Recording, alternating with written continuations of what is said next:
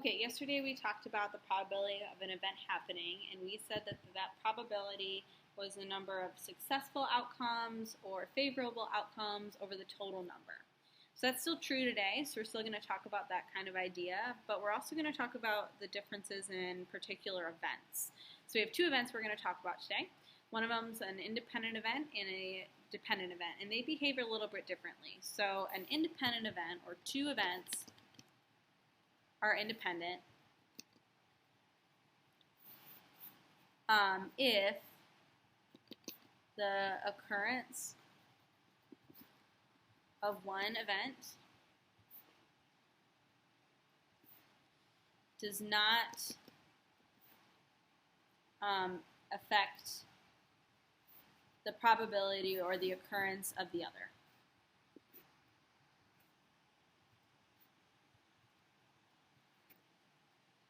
So what that basically means is if something happens, then it doesn't affect the probability that the thing will happen afterwards. So consider coin flips, for example. If I flip a coin and I get heads, the probability of getting heads is 50%. We talked about that yesterday. If I flip another coin, the probability of getting heads is still 50%. It doesn't matter that I got heads before that. You don't need any data before that happening. You don't need any data after that happening. Every event that we have, it's like a reset button. We move on. It's a new event. We're considering this like new event happening, and the probability did not change. Even if I had 10,000 heads before this particular one, on the next flip, it resets. I'm looking at the probability of the single event happening. It's still 50-50. It doesn't matter what happened before that. Okay? But not all events behave like that. That's an example of an independent one. But we also have dependent events, and that is the exact opposite. It actually does impact. So two events in which the occurrence of one event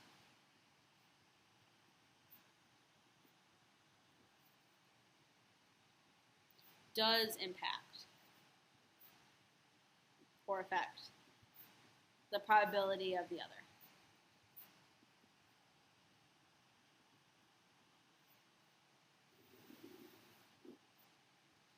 Again, not all events are independent. They could have a dependent event. They could actually impact the other, and I'll give you some examples when we get to that part. So if we actually do things or do have events that impact and does depend on the other, we have to look at a different type of probability. So our original probability was like the probability of A, like P of A, like this down here.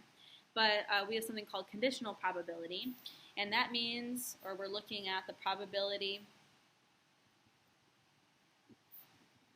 that an event, we'll call it B, occurs given event A already occurred.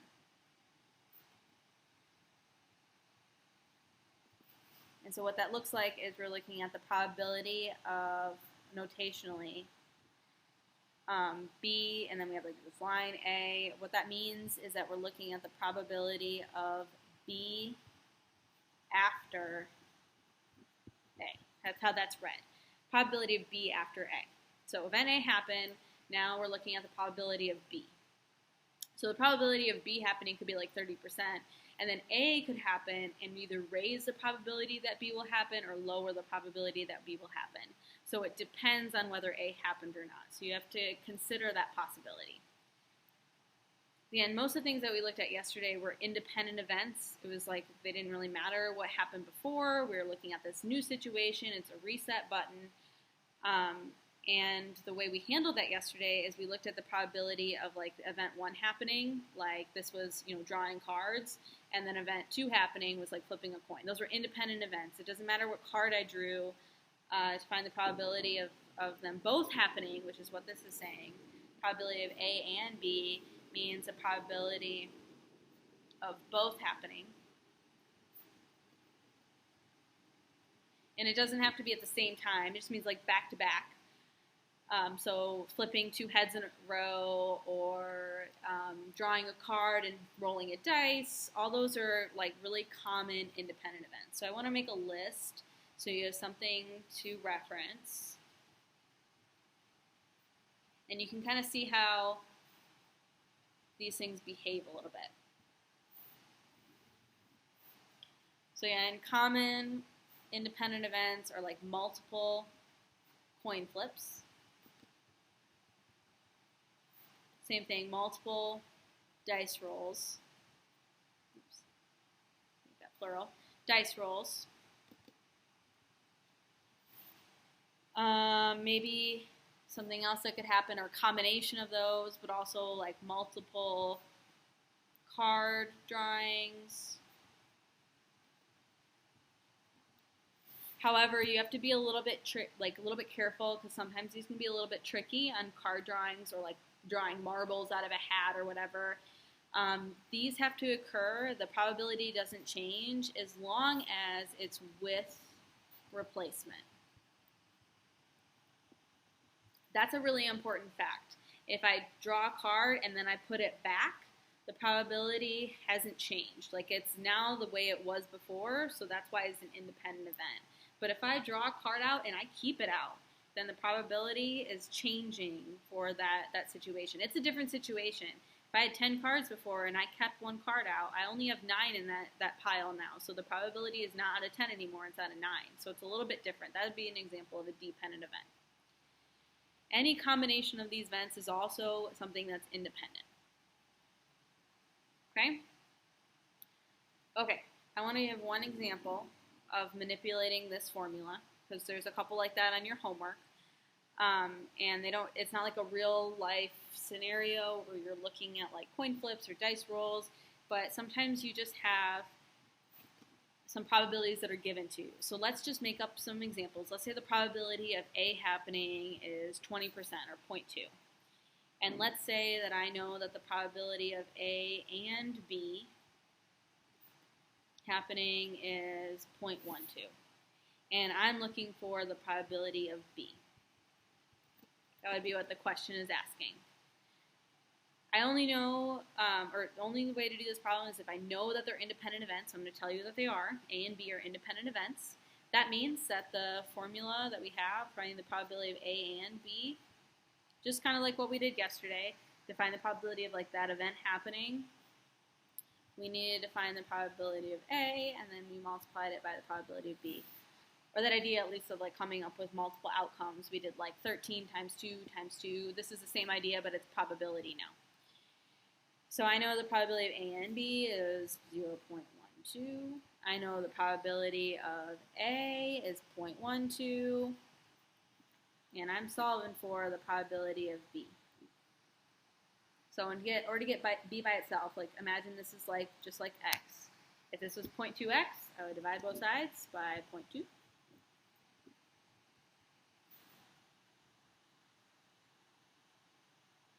And that means that the probability of B happening would be, we do that in our calculator, 0.6.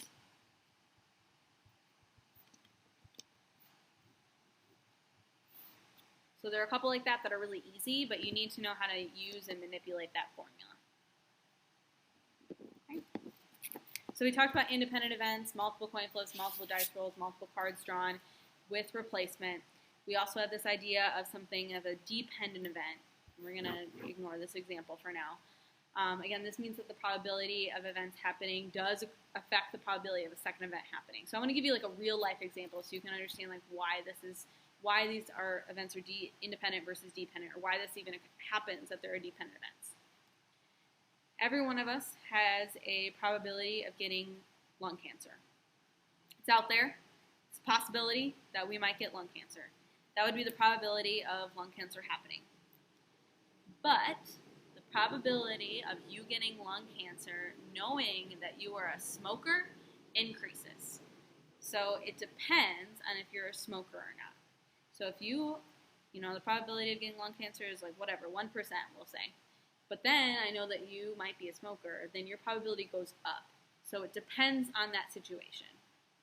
Okay, so it's like real life, they're actually, events are not necessarily always independent. It really does depend on the situation that happened before it. So that would be like kind of a weird example, but like a real life example of like why we have to analyze the population that we're choosing from. Okay? Another example, more mathematical example, would be like drawing cards again, or marbles.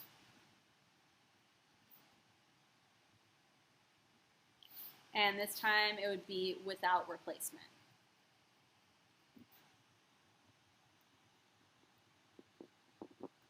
So that means that I take the card out, I leave it out, I take another card. So my total cards have gone down, and also like the card that I took originally is not in there anymore.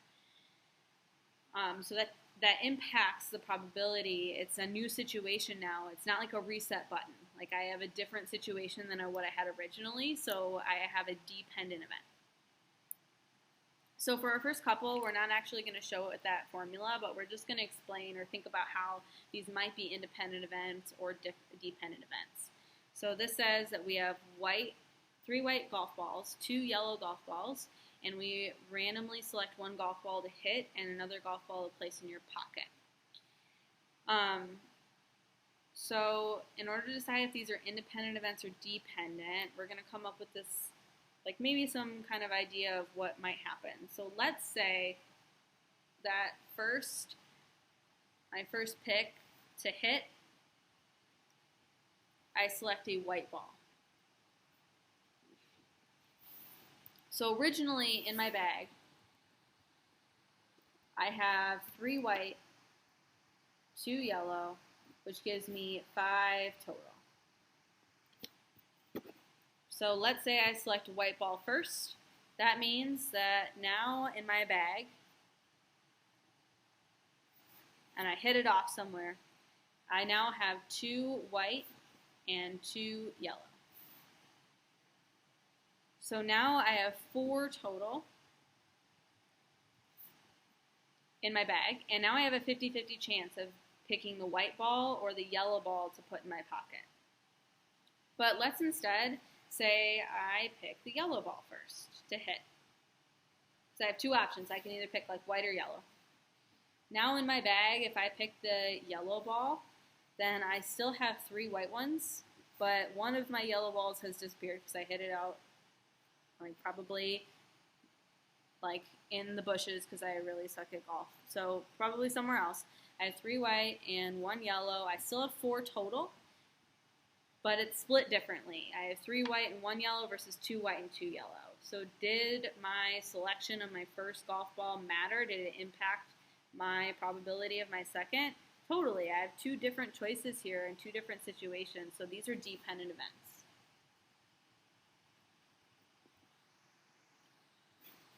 The selection of the first ball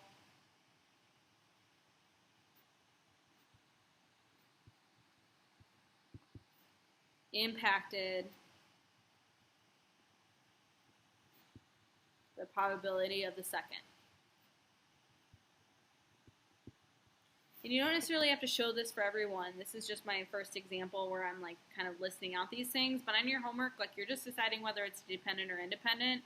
And it's okay if you can understand like what the situation looks like, or if the ball is gone, then I know that like my bag changes. The total number in my bag changes. The selection of that bag did actually impact it. I have a different comprehension of what's in there. So like that's why it's something that's dependent. Okay? So let's do a different one. Your friend writes a phone number down. Last 3 numbers get smudged. You don't know what they are, but you want to try to see if you can figure it out, or you randomly choose numbers for the last 3 digits. We're going to decide whether this is independent or dependent. So they're asking you if like the first digit that you have and then the second digit that you have, if it matters if you selected this correctly for you to select the second digit correctly. So in other words, I have lots of different choices to select the first digit. This would be like 1 through 9. I have 1 through 9 for my phone number. And my second digit correctly, so like if I pick 2, does that mean that your second digit can't be 2? No, like you could totally have like 222. That's a total possibility for this. So your second digit would be 1 through 9 as well. So for this one, if I select my first digit, it doesn't impact the selection of my second digit. It's not like I'm taking 2 and like taking it out of the pickings for my second one. So my probability for my second digit isn't going to be impacted by my first digit. It's not like I'm taking the white ball out and I'm removing it from my bag and hitting it off somewhere.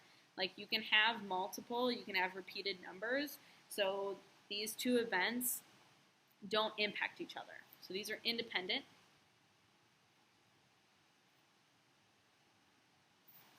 And choosing, we'll say that, like choosing a 2 for the first digit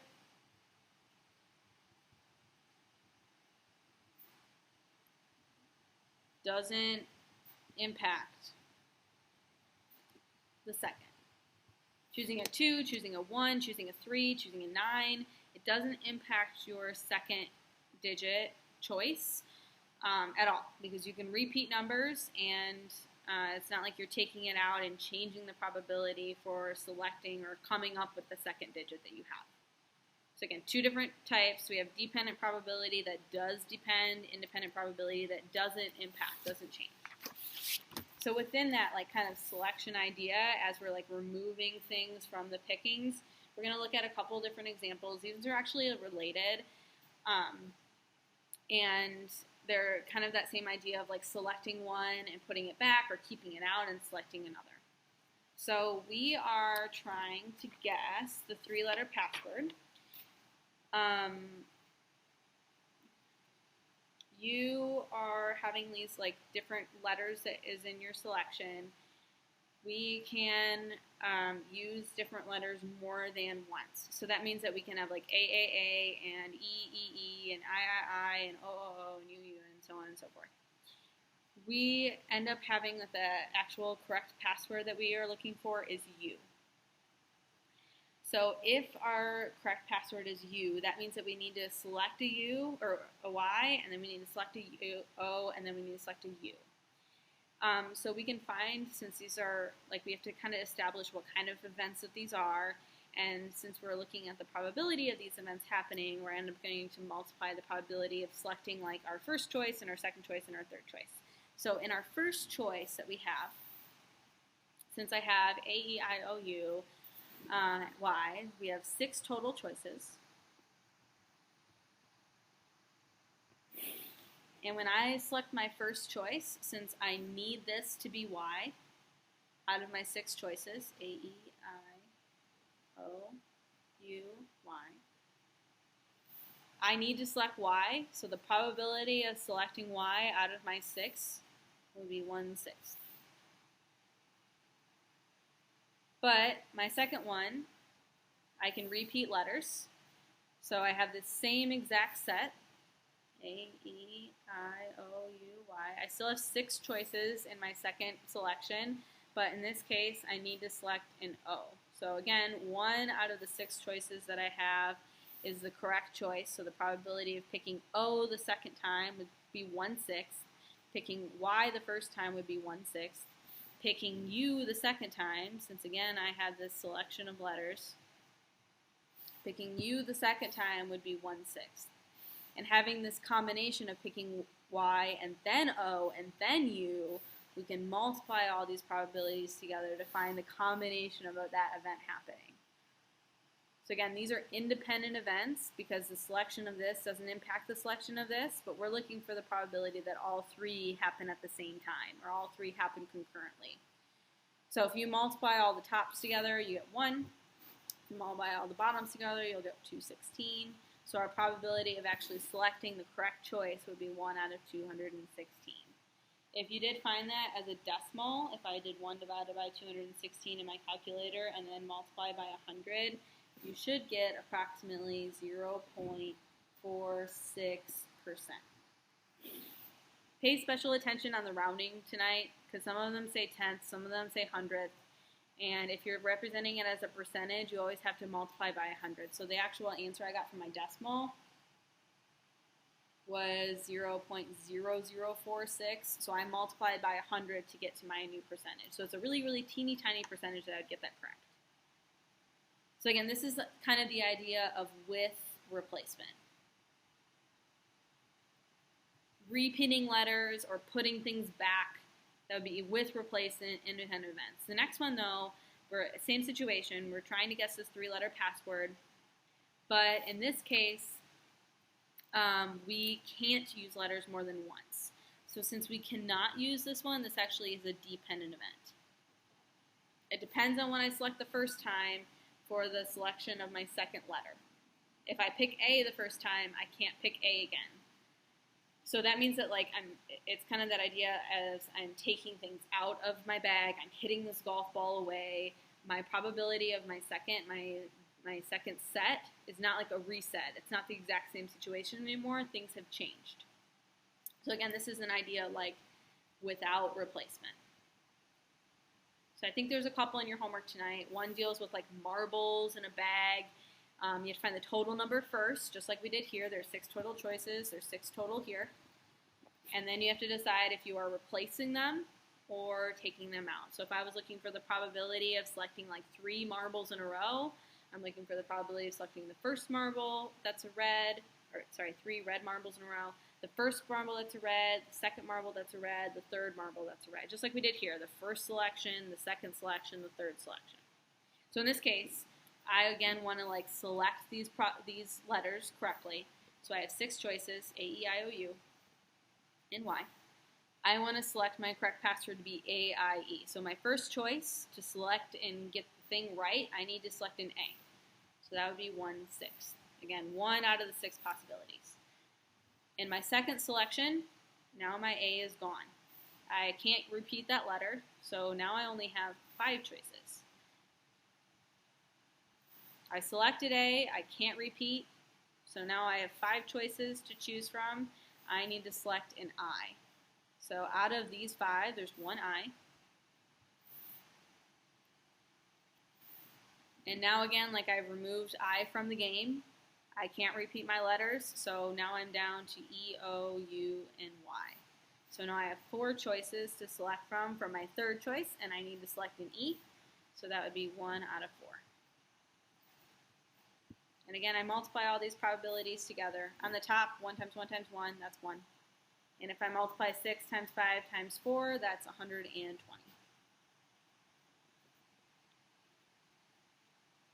Again, I can find the decimal approximation for that if I do 1 divided by 120, and that would be 0.00833. But to find my percentage, I would multiply that by 100, and I would get 0.83%. Online homework has you do both. They say represent as a fraction, but then also represent as a percent. And there is, at the end, there's like 2 problems like this. They'll say like, how much more likely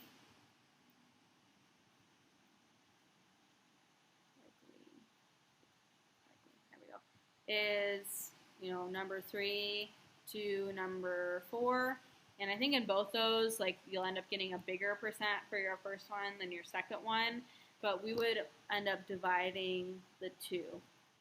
So if we were looking for how much more likely one event is over the other, I would take the ratio of the 2 events. So just know that that's end up being in your homework. And I think the first one, you only keep it as to the 10th, but then the second one, you keep it to like the 100th or something. So just pay attention to those. Okay, last one. Table question, kind of like yesterday. We have the total number of male and female college students who play basketball and soccer in the United States. And so yesterday we looked at this table and we kind of did some sort of extension because we were looking again at probability, which means that we end up looking at some sort of total. So I'm going to find the total as we go in kind of both directions. So if I add up these 2 numbers, that would be looking at the total male students that would be in like my study, the total male students that would be playing any sort of like sport of basketball or soccer. So if I add up 37,000, blah, blah, blah, and 31,000, I'll get a total of 69,103. So this is total male. And if I add up these 2 numbers in the bottom, I'll get total female. So if I add those up, I'll get 64,525. So this is total female.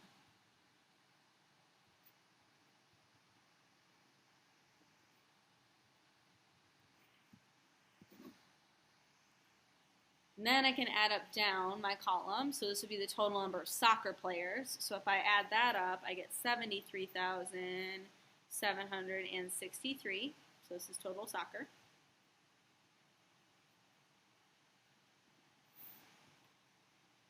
And if I add up my basketball numbers, male and female, total basketball players would be 59,865 total basketball.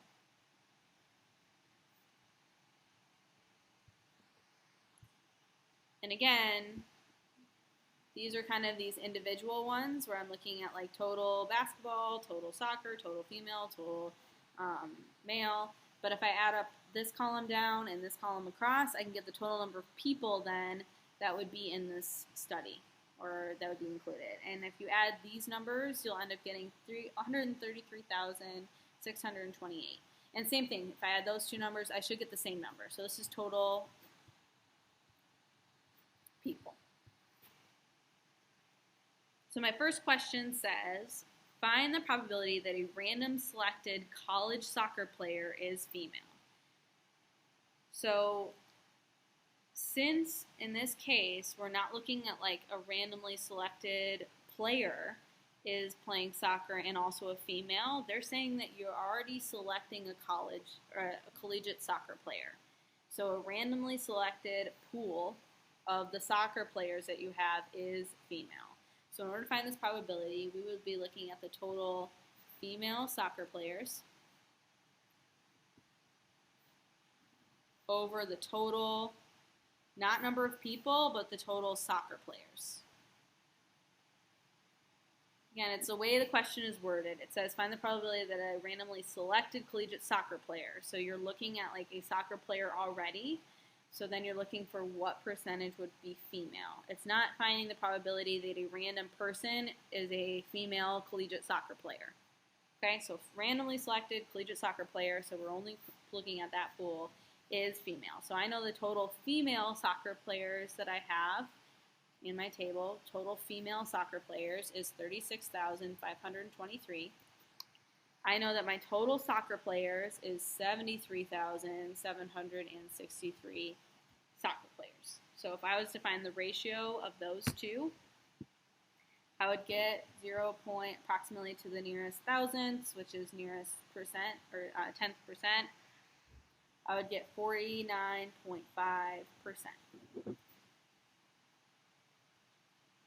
Okay, again, randomly selected soccer player is female, means that you're putting your pool, the total number that you're looking at is already a soccer player.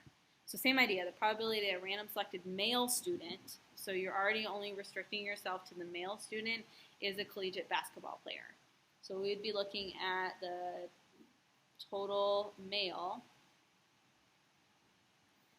in the denominator, that would be total male students that you have, and we would be looking at the total male basketball players as our like selected or favorable outcome.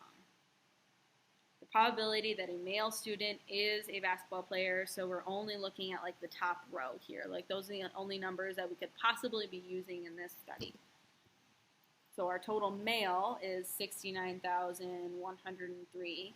The probability that we select then a basketball player, well, we'd be only looking at this number, the 31,863 people, male students, would be basketball players.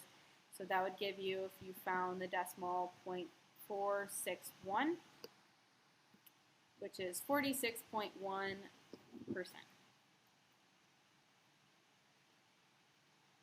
Okay, there are 3 checks on your homework.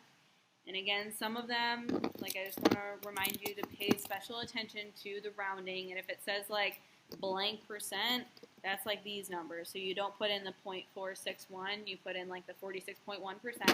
And then also these ones where you're doing like with replacement or without replacement, you have to pay special attention to like what the situation is.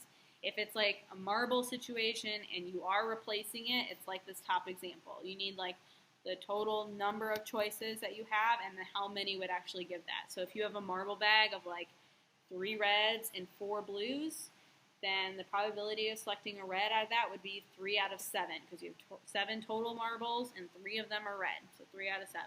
And if you put that marble back, then it's a reset button. Like you still have 7 marbles in your bag, 3 of them are still red, 4 of them are still blue, so you can draw a second marble and have the probability of it being red is 3/7. Okay?